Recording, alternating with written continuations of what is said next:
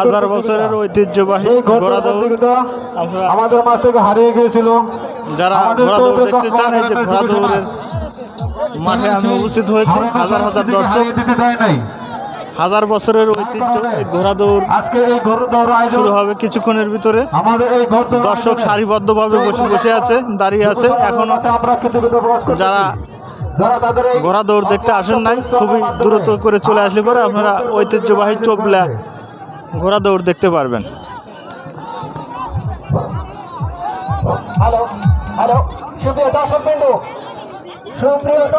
যারা এখনো ভাবে মঞ্চের সামনে দিয়ে মাঠের ভিতরে আছেন, আপনারা দয়া করে দ্রুত তাড়াতাড়ি বের হয়ে যান। এখনই আমাদের ঘোড়া দৌড় শুরু হবে।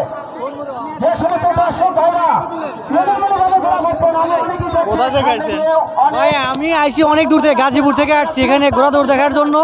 তো এগুলো তো আসলে বিলুপ্ত হয়ে গেছে, আমাদের সমাজ এগুলো নেই। তো দেখার জন্য আসছি, আসলে খুব ভালো লাগতেছে।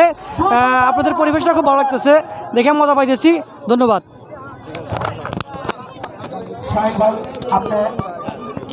আপনি ঘোড়ার নামের তালিকায় কোন কোন ঘোড়া কিভাবে বাইজ হবে সেটা প্রচার করে দেন। চলে আসুন প্লিজ।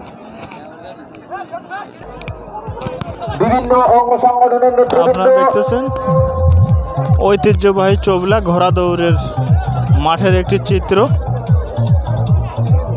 আপনারা স্বেচ্ছাসেবক ভাইরা মঞ্চের সামনেটা একটু ক্লিয়ার করেন। আবেদুল ভাই আজান দেয়।